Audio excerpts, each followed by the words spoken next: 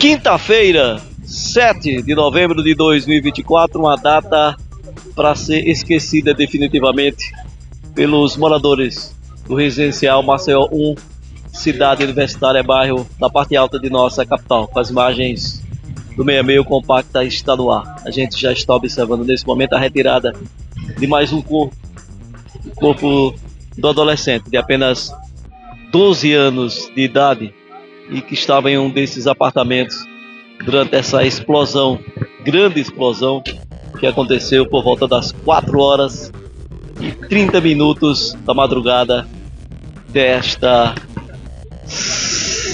quinta-feira.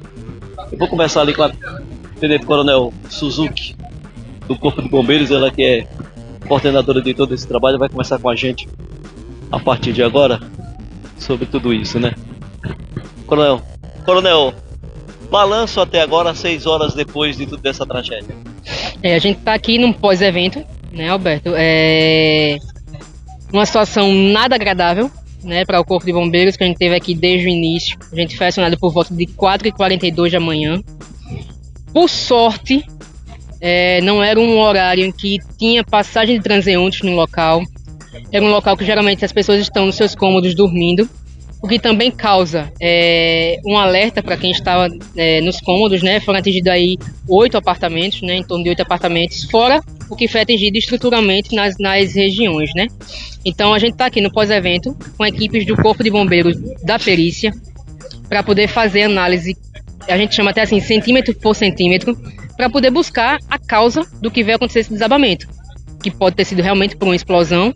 Então assim, a gente está aqui com a perícia para analisar todos os detalhes, todos os informes que chegam da população, que já chegaram vários, de que existia um armazenamento de botijões de GLP, coisa que a gente a princípio não identificou, e que causou também revolta de pessoas que conheciam o morador, que ele não comercializava esse tipo de material, e sim, era um vendedor, né, de churros ou era batatinha frita. Porém, outra informação que chegou também pra gente é que ele teria trocado o botijão dele de GLP, de comum, né, de 13 quilos, para um menor, que é o que nos causou alerta. Porque esse botijão menor, ele não possui válvula de alívio. Então, possivelmente já estava existindo ali um vazamento de gás dentro do cômodo do apartamento dele, acumulando um gás. E quando passou para esse botijão menor, ele não veio a aguentar, digamos assim, a pressão, possivelmente, ou um acúmulo também de gás, e qualquer faísca poderia ter gerado uma pressão maior interna e ter sido causado a explosão desse botijão menor, acumulado com a quantidade de gás no cômodo, pode ter gerado a explosão e desabamento. Eu sempre ouvi desde o começo de que o botijão de gás ele não explode, é isso? Exatamente, assim, se eu disser para você que nesses 22 anos de serviço eu vi um caso de explosão de GLP, obviamente, esse botijão que eu te falo, de uso comum, que é de 13 quilos, eu nunca ouvi falar. E a gente também, em instruções, a gente tem esses treinamentos que botijão de gás comum, ele não explode. Existem vários testes de segurança, existe a válvula de alívio justamente para evitar que a pressão interna aumente e as paredes venham a se rasgar. Não é uma explosão, mas sim rasgar as paredes desse botijão devido à pressão interna acumulada. Então, até a orientação que a gente fala, qualquer incidente, qualquer fato diferente no seu botijão que você acha estranho, leve ele para um local aberto, com ventilação, abra essa válvula para que aquele gás ele venha sair por completo, para depois sim, venha sim a manusear esse botijão. Se o botijão não explode, não explodiu, e aqui o que foi? É justamente isso que as equipes estão aí para analisar, para saber se realmente houve essa questão do botijão menor, que esse sim é possível, devido a não ter a válvula de alívio, então a pressão interna dele não ter aguentado e ter causado essa possível explosão e desabamento. Nesses seus 22 anos de serviços prestados ao Corpo de Bombeiros, já tinha visto coisa igual? Olha só, presenciei alguns casos, né, de situações de desabamentos, até inclusive com maiores vítimas, mas assim, a gente costuma dizer que cada ocorrência é uma ocorrência diferente. Por mais que ela tenha a mesma tipificação, ela nunca é igual a outra. É uma explosão muito grande, né? Foi ouvida distante daqui, muita gente achava que era queda de avião. E o que me impressionou também são placas do teto e também do piso espalhadas por aqui. Como isso acontece? Devido justamente ao acúmulo que eu te falei, possivelmente do gás e a pressão que estava sendo exercida ali interna. Você tem ideia, os dois corpos, né, um das vítimas fatais estava dentro do cômodo ainda, no caso o quarto dele, a gente encontrou ainda com vida inclusive, mas ele não veio a resistir. E os outros 2 corpos, eles foram encontrados do outro lado da via. Foram arremessados. Exatamente. Então você tem ideia da magnitude da explosão que é que pode causar. Por isso que a gente sempre fala, é um risco muito grande de manusear esse tipo de material, muito cuidado e muito menos o armazenamento de forma irregular. Obrigado, coronel. Estamos às ordens de toda a população e de vocês, amigos da imprensa também. Aqui no local, pessoas que moram mais distantes ouviram uma forte explosão, isso por volta das 4h30 da manhã, já desta quinta-feira. Muita gente pensou, inclusive, porque aqui é uma área nas proximidades do aeroporto, as pessoas imaginaram de que tinha sido a queda de um avião. Mas, para que os senhores tenham ideia, o impacto da explosão, isso aqui, gente, é a parte do piso, de um dos pisos, né?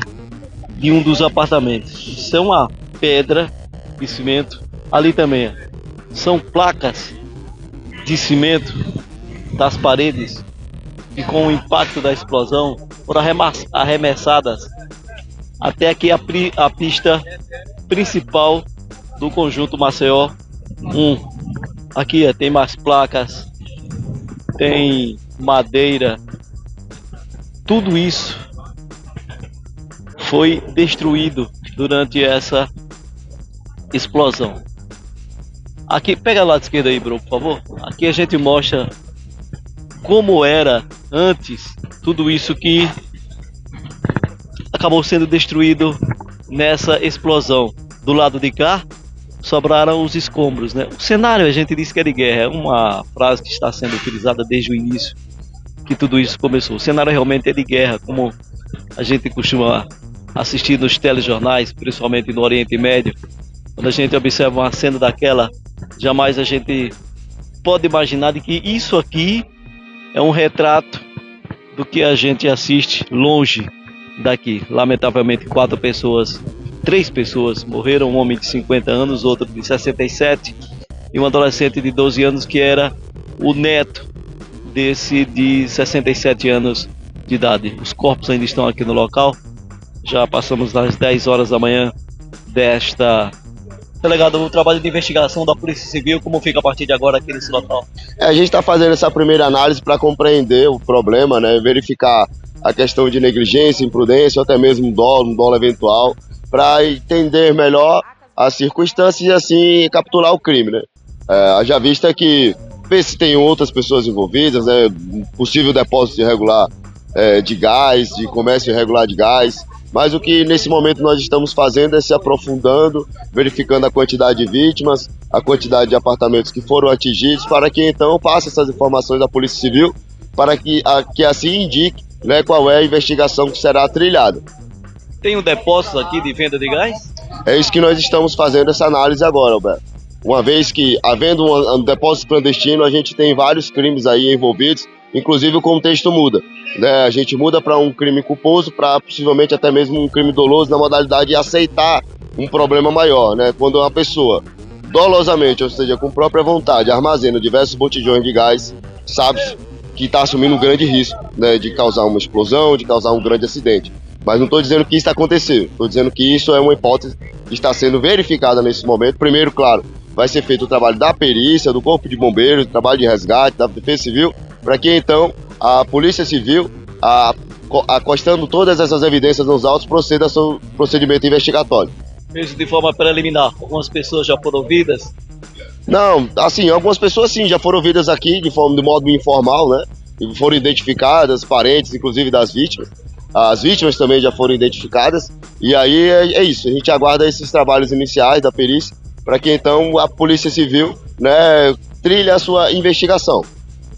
Mariano, diretor do Instituto de Criminalística. Charles, qual vai ser o trabalho da perícia científica aqui especificamente a partir de agora? Bom dia. O trabalho da Polícia Científica em locais desse tipo é fazer o levantamento no local dos fragmentos e dos vestígios que são encontrados para estabelecer uma diagnose diferencial do que aconteceu, ou seja, a dinâmica, o que aconteceu e como aconteceu. Além, é claro, do levantamento nas vítimas, né, que vieram a óbito.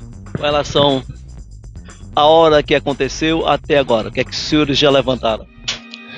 Ainda estamos numa fase preliminar que não é possível passar informações do que a gente está levantando de forma conclusiva, né?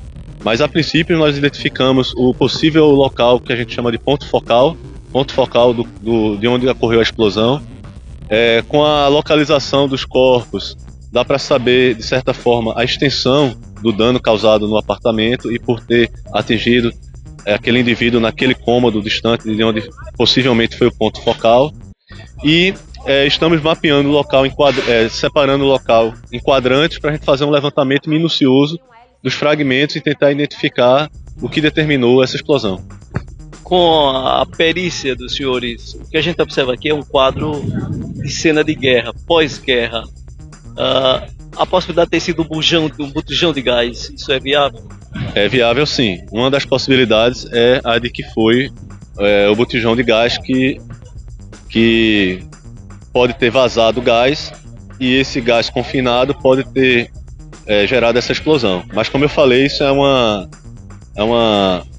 uma situação preliminar, né? Ainda não temos isso fechado, o diagnóstico. A gente, no prazo de 10 dias, vai estar fornecendo o laudo pericial, e nesse laudo pericial a gente vai buscar passar essa informação de forma conclusiva. Equipamentos tecnológicos serão utilizados? Quais são aqui? Sim, nós vamos realizar um voo com aeronave não tripulada, com drone, para mapear justamente esses quadrantes que estão sendo separados aqui. Estamos fazendo um escaneamento 3D numa residência vizinha, né, que é similar a onde aconteceu, para a gente ter a distribuição dos cômodos, né, em escala, além da expertise de todos os peritos criminais da equipe multidisciplinar que está presente aqui no local, composta por engenheiros de diversas especialidades, por peritos de local de crime, por médico legista, auxiliares de perícia. Então, o Instituto de Criminalística, o Instituto Médico Legal, a Polícia Científica está aqui utilizando do que há de disponível nos nossos institutos para tentar identificar o que aconteceu. Você sabe o que o governo de Alagoas faz por você? Do maior programa de construção de creches do Brasil, do programa Correria e o Crédito do Trabalhador, do Estado gerar mais de 70 mil empregos com carteira assinada. Faz de Alagoas o estado que mais faz estradas no país, do 13º do CRIA, do programa Alagoas Sem Fome, o maior programa de combate à fome da nossa história. 100 mil alagoanos saírem da extrema pobreza, grandes investimentos em segurança e reduz a violência pela metade em 10 anos. Alagoas ser o estado que mais cresceu no Nordeste, o 4º estado que mais cresceu no Brasil. Escolas, hospitais, UPAs, barragens, adutoras, alça viária, pontes, acessos aos municípios, aeroportos. Faz. Governo de Alagoas. Faz por você. Um dossiê está sendo elaborado para a preservação da memória e patrimônio das áreas desocupadas. Os imóveis que fazem parte desse dossiê são indicados pelo poder público como de valor histórico e estão localizados no Bebedouro, Mutange e Bom Parto.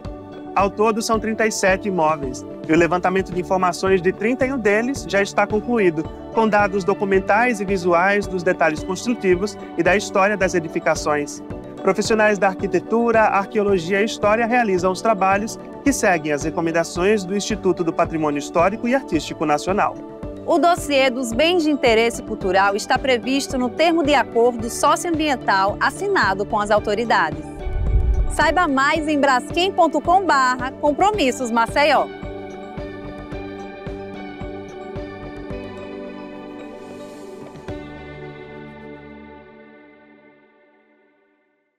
Alagoas, o estado que cresce o dobro do Brasil. Cresce no agro, cresce na indústria, cresce nos serviços, cresce no turismo. Cresce porque faz estradas e investe em obras estruturantes. E sabe por que crescer é tão importante? Porque gera empregos para milhares de alagoanos. Topado, a menor taxa de desemprego da história. Simbora! Governo de Alagoas. Faz por você.